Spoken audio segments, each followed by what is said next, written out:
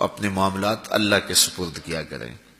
لیکن ان سب کے باوجود اگر مشکلات آ جاتی ہیں تو کوئی بات نہیں، مشکلیں آزمائشیں یہ اللہ کی طرف سے نبیوں کو آئی ہیں.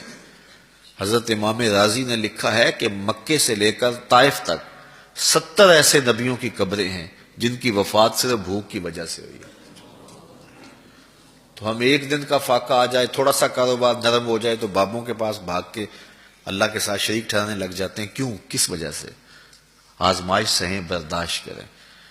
تو اوپر نیچے یہ دن بدلتے رہتے ہیں، دن پھرتے رہتے ہیں. ہر وقت جو ہے کہ جادو ہو گیا، ٹونا ہو گیا، سایہ ہو گیا، بندش ہو گئی ہے. ہر وقت اسی چکر سے ہم نکلتے نہیں ہیں. اللہ پر توکل رکھیں، وہ رزق دیتا ہے، وہ رزق تنگ بھی کرتا ہے، وہ رزق کشادہ بھی کرتا ہے. بندوں کو آزماتا بھی ہے، بندوں کو ڈھیل بھی دیتا ہے. اس کی ڈھیل سے بھی ڈریں اور اس کی آزمائش میں بھی پورا اترنے کی کوشش کریں اور اسی کے حضور دامن پھیلائیں. جب مشکلیں آ جائیں تو مصلح بچھا لیں.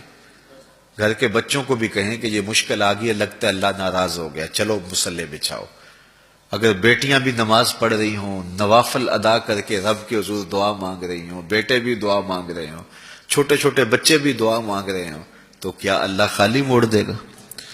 تو زیادہ سے زیادہ نیک مجالس کے اندر شامل ہو جائیں.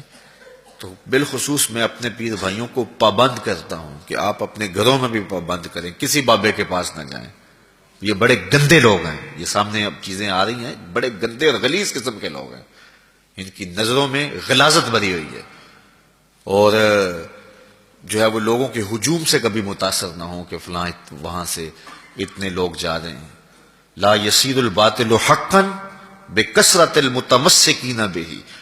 اگر کسی جھوٹ کے ساتھ، کسی باطل کے ساتھ زیادہ لوگ وابستہ ہو جائیں تو اس وابستگی سے باطل حق نہیں ہو جاتا. لوگ کہتے ہیں جی اتنے لوگ آ رہے ہیں، کچھ ہے تو آ رہے ہیں. تو جو بت خانے میں جا رہے ہیں اتنے لوگ تو کچھ ہیں تو جا رہے ہیں، کیا مطلب یہ کوئی اب معیار ہے؟ تو جوہلا کا جمع ہونا، جوہلا کا کہیں جانا، یہ معیار نہیں ہے. معیار جو اللہ رسول نے دیا ہے ہمارے نزدیک بس وہی ہے. تو جب کوئی مصیبت بنے، مصلح بچھا کے دعا مانگو اللہ کی بارگاہ میں، نوافل پڑھو، صدقہ کرو، خیرات کرو، منت مان لو، روزوں کی منت مان لو، نمازوں کی منت مان لو، صدقہ کرنے کی منت مان لو. اور اللہ کے نیک بندوں سے جا کے دعا کرواؤ. غریبوں میں آپ رزق بانٹو، اس سے برکت ہوگی، اس سے پریشانیاں دور ہوں گی. رزق کم ہو گیا ہے تو غریبوں کو دو. لگتا ہے غریبوں کو دو گے تو اور کم ہوگا، نہیں. جب دو گے تو اللہ کے سچے وعدے آپ کو نصیب ہوں گے اور آپ کو برکت نصیب ہوگی. اس کے راہ میں دینے سے کم نہیں ہوتا ہے.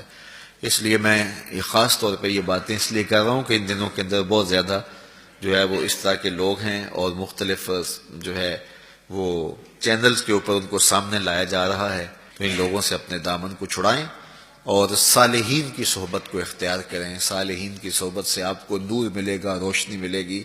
آزمائش ٹل جاتی ہے تو پھر بھی، ورنہ اس میں استقامت کی توفیق مانگیں، چونکہ جو بلا پر صبر کرتا ہے اسے بھی اجر دیا جائے گا. صحیح حدیث میں آتا ہے کہ اہل بلا کو قیامت کے دن جو صلہ دیا جائے گا تو دوسرے لوگ آرزو کریں گے کاش ہمارے جسم کو لوہے کی کینچیوں سے کاٹ دیا جاتا. تو یہ جو تکلیفیں آتی ہیں یہ گناہ اس سے جڑتے ہیں، اس سے درجے بلند ہوتے ہیں، اس سے اللہ کی قربت نصیب ہوتی ہے. تو مصیبت آئی تو بابے کے پاس بھاگ گئے، جو فاسق اور فاجر اور مشرکانہ عقائد رکھتا ہے اس کے پاس بھاگ گئے، تو پھر ایک مصیبت بھی سہی اور ایک اپنا ایمان بھی اجاڑا. اس لیے اس مصیبت سے جو باطنی فوائد ملیں گے، جو روحانی مرتبے بلند ہوں گے، ان کو حاصل کریں. تو غیرت کے ساتھ جینے کا ڈھب ہم سیکھیں، مت ایسے لوگوں کے پاس جائیں. اللہ آپ کو مجھے اپنی رحمتوں کے سائے میں رکھے.